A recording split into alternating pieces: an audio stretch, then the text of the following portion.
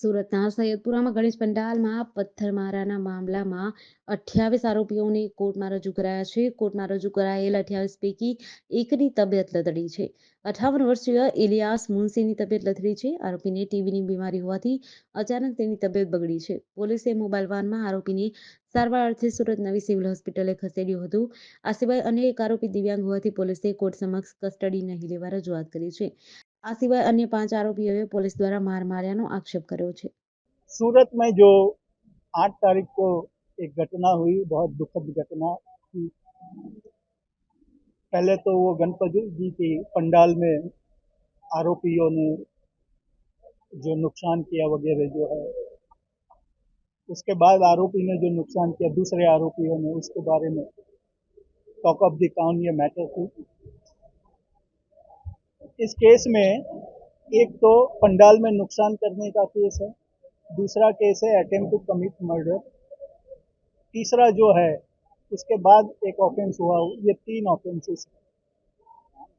आज जो आरोपी को रजू किया कोर्ट में वो अंडर सेक्शन 109, क्योंकि जो पंडाल में नुकसान हुआ उसके बाद कुछ लोग पुलिस चौकी में आ गए और पुलिस बाहर से हो हल्ला मचाया, बोले कि मारो मारो, पुलिस के सर पे मारो वगैरह और मार डालो, मतलब that shows the intention of an accused person.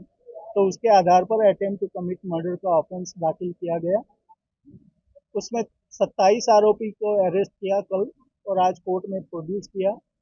Total 17 ground है, उसके आधार पर पुलिस कस्टडी का रिमांड, फर्दर रिमांड चाहिए, उसकी मांग प्रोसिक्यूशन की ओर से की गई। फर्स्ट 24 आवर्स हमें क्यों कम पड़े, इसकी भी उसका खुलासा भी हमने कोर्ट के समक्ष किया है। दोनों पक्षों में 3:30 बजे से मैटर चली, अभी 7 बजे दोनों पक्षों की दलील खत्म हुई। अभी मैटर जो है वो ऑर्डर के ऊपर है। पुलिस ने कुल 14 दिन का रिमांड मांगा। उसमें ये जो पूरा घटना घटी है उसमें और कौन कौन आदमी है, कौन कौन आरोपी है, उसकी छानबीन करनी है।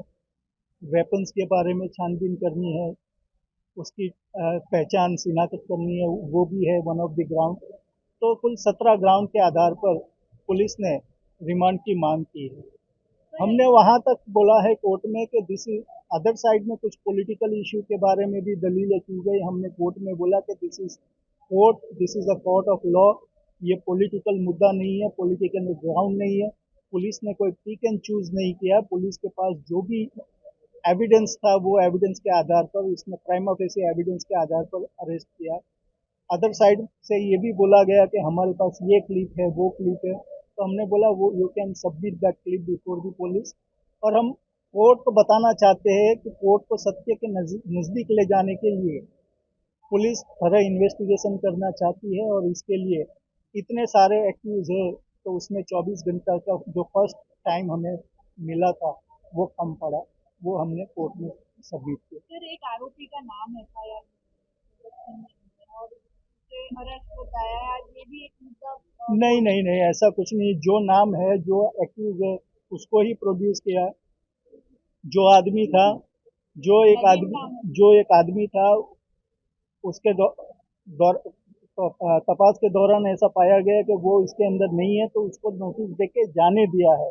अभी तपास बाकी है और वही दिखाता है, पुलिस का वही एक्ट दिखाता है कि पुलिस कोई पिक एंड चूज नहीं करती है। जो जिसका इन्वॉल्वमेंट नहीं है उसको अरेस्ट करके नहीं लाई है, उसको नोटिस दिया है, फिर भी वो फ्री नहीं है। इन्वेस्टिगेशन चालू है। ड्यूरिंग इन्वेस्टिगेशन अगर मिलता है कि उसका इन्वॉल्वमेंट है तो उसके सामने भी पुलिस कार्रवाई सर, एक आदमी और भी है कि वो कुछ 5 आरोपियों ने ये भी कहा है कि हमें मारा गया है, वीडियो वायरल किया गया है। नहीं, ऐसा कोई फरियाद मेरे ध्यान में आई नहीं है। और पुलिस ऐसा कि कोई कौम के खिलाफ पुलिस है ऐसा कतई मानने की जरूरत नहीं है, क्योंकि आज पुलिस की तरफ से, पुलिस के कहने पर हमने कोर्ट में सबमिशन किया है कि जो पकड़ा गया आरोपी है उसमें से वन एक्यूज वो हैंडीकैप्ड है, तो उसका रिमांड के लिए हम कोर्ट को डिस्क्रिप्शन में देते हैं कि it is up to the court to decide.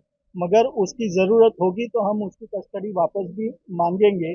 तो इसके ऊपर से ही दिखता है कि पुलिस कभी भी कोई एक कौम के पीछे नहीं है, वो न्यूट्रल है। न्यूट्रल इन्वेस्टिगेशन चाहती है। तभी तभी वो बोले कि जो हैंडीकैप है उसके लिए अभी रिमांड के लिए हम बाकी रखते हैं, ऐसा करके बताया है। नहीं भाई, अपने आप कॉन्स्पिरसी से कॉन्स्पिरसी है, वो तपास चालू है, मैटर चालू है उसका, पूर्वयोजित कावतरू से इन्वेस्टिगेशन चालू है, इन्वेस्टिगेशन मैटर BBC ન્યૂઝ સાથે સુનિલ ગાંજાવાલા, સુરત.